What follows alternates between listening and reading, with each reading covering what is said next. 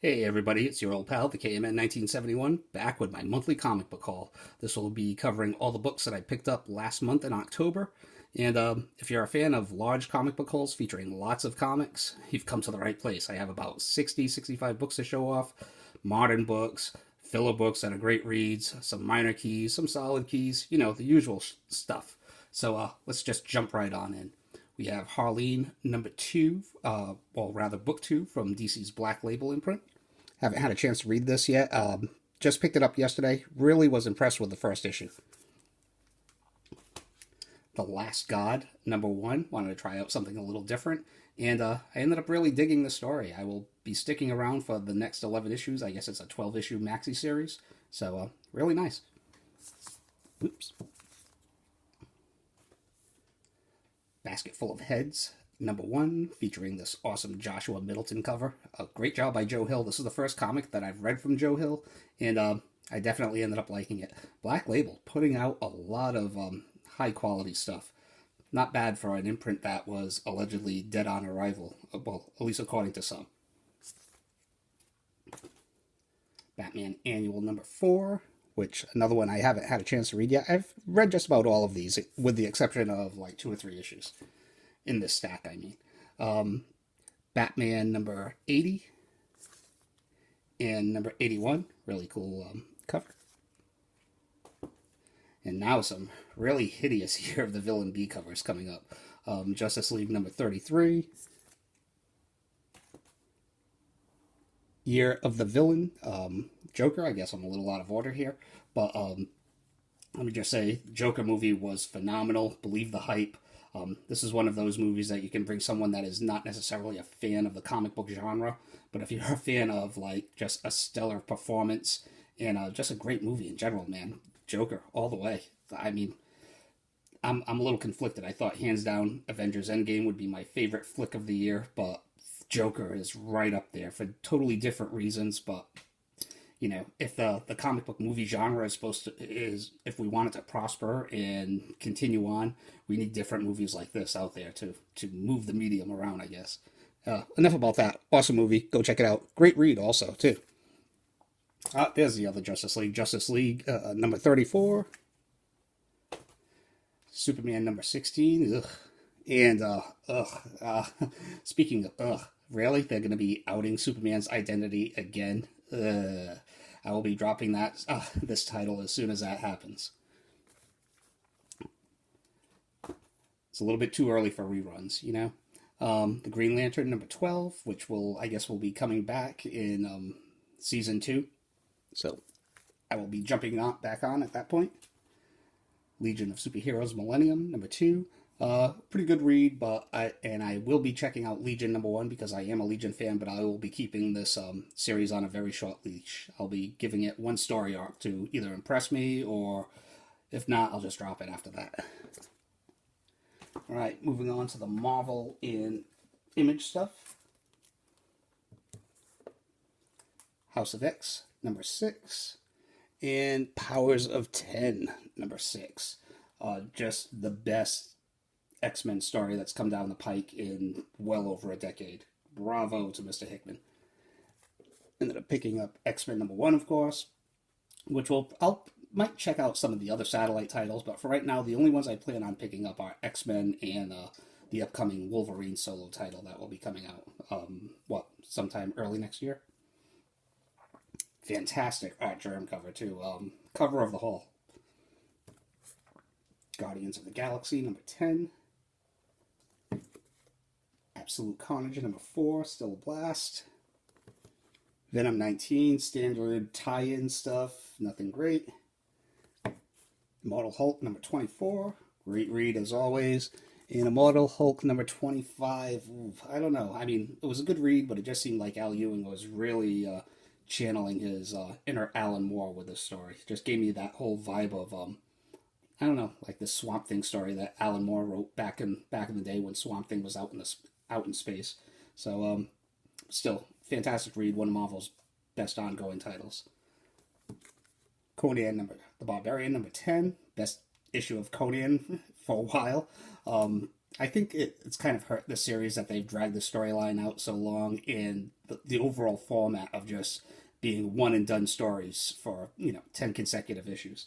So, but still, and I have a feeling, judging by the sales figures of this title, that as soon as Jason Aaron is done with his title, this will be another case of Marvel canceling the title and rebooting it with a new issue #1.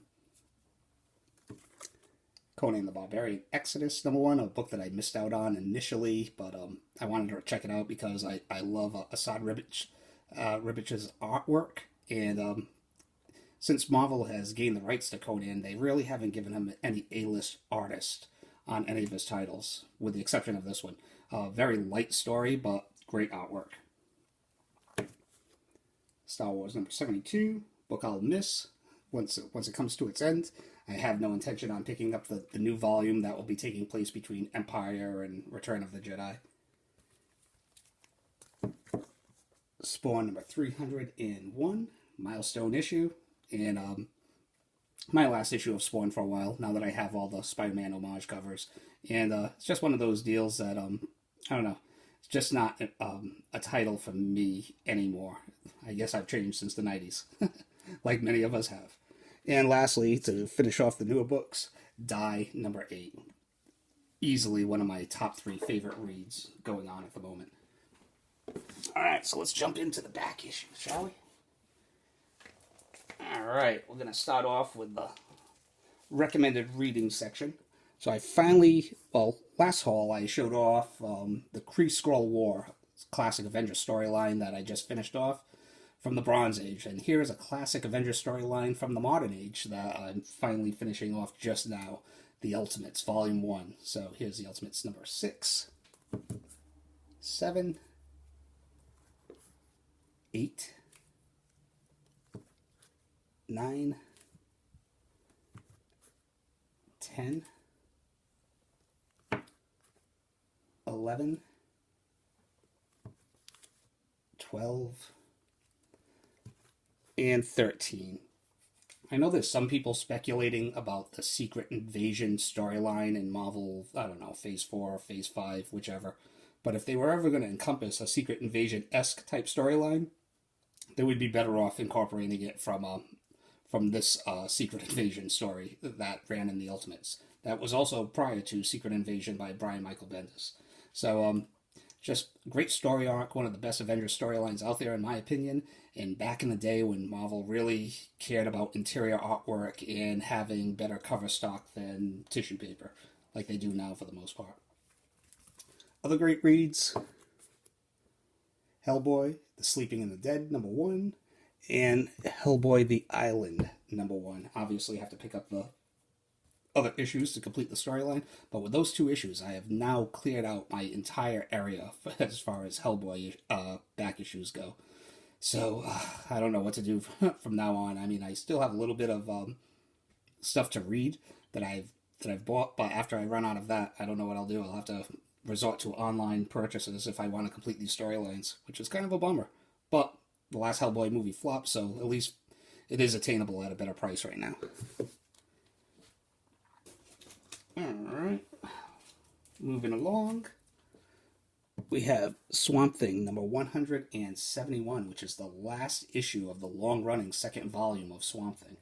Do you think we'll ever live to see another Swamp Thing series reach issue 171? I tend to doubt it. Black Panther #2, didn't really plan on picking this up or even really knew about it, but it was a J. Scott Campbell cover. You have Shuri, you have Black Panther, and you have Doctor Doom all on the same cover. Yeah, why not? It's only like $2 or $3. X-Men #1, ever since House of X and the resurgence of interest in the X-Men franchise, I've been going out and picking up a lot of the minor first appearances that I used to have back in the day or never got around to getting back in the day. So, and they're all cheap, pretty much. So, X-Men #1, first appearance of the Age of Apocalypse, Nathan Summers. Generation X #1, look at that foil. Ooh, first appearance of Chamber. what is this? Ghost Rider number 21, first appearance of some character that becomes Vengeance. That appears in Spirits of Vengeance number 9. There you go. And Robin number 1, not the newsstand second print, just the standard regular cover, but another book that I used to own back in the day. Love the Brian Bolland cover. And I also really did getting solo characters the first time that they get to headline their own series, which this is. Keep it moving. She-Hulk number 15. Yes, I jumped on the Gray She-Hulk train. This is the first appearance of the Gray She-Hulk. And also a Howard the Duck appearance also. The final issue of Conan the King. Conan the King number 55. Just a placeholder right now. It does have like this production crease. Not color breaking, but just the way the book came out of the printer. So I would like to get a better version of that. Green Lantern number 182.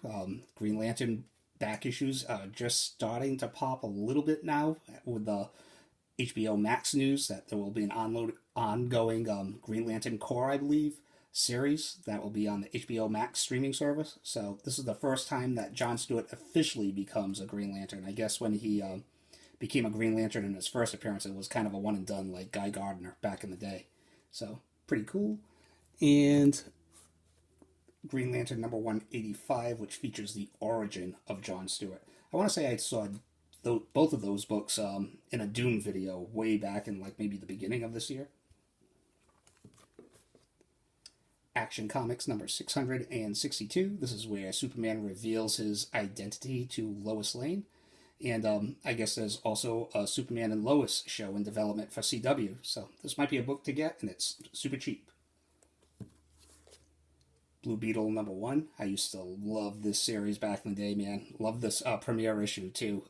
After Crisis, this was one of those ongoing series that I was pining for. And it was pretty good. I mean, it ended up losing steam pretty quickly, but for the first couple of issues, it was a great read. Great to add it back into the collection. Just a Spider-Man filler, Amazing Spider-Man number 259, and this is where he goes back to wearing his original costume.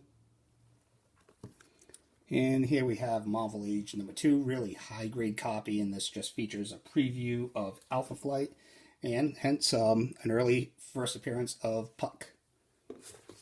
Or rather, preview appearance. I'm not one of those people that counts previews as first appearances. Even though I buy them.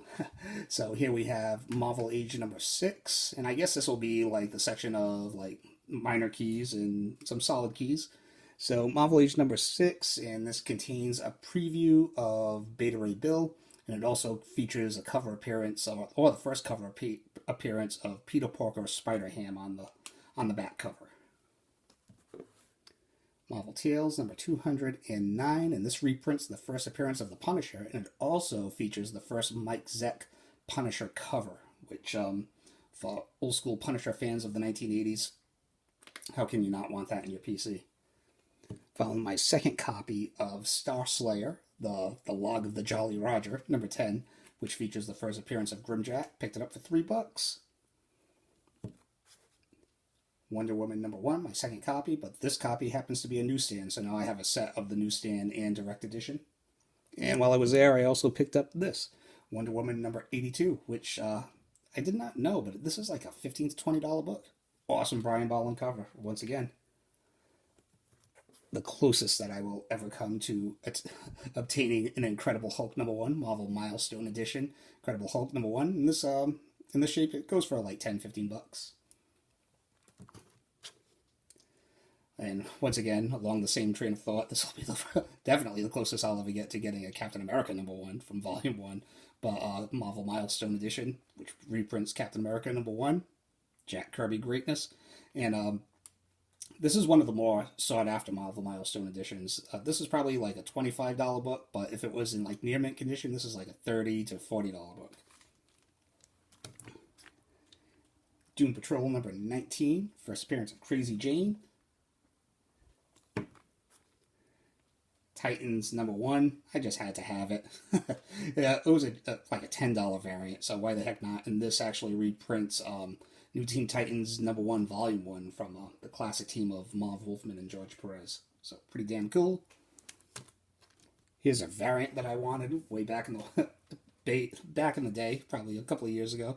But this book was like $70-$80 out of the gate. I ended up picking this up for like $25-$30, which I was still kind of like kicking myself in the butt for. But now I have the whole set of like the first 12 issues of these action figure variants, which it got old after a while. But I wanted to have the first the first 12. Conan the Barbarian #1, the movie cover. There is nothing phallic about this cover whatsoever. Stop looking at my sword.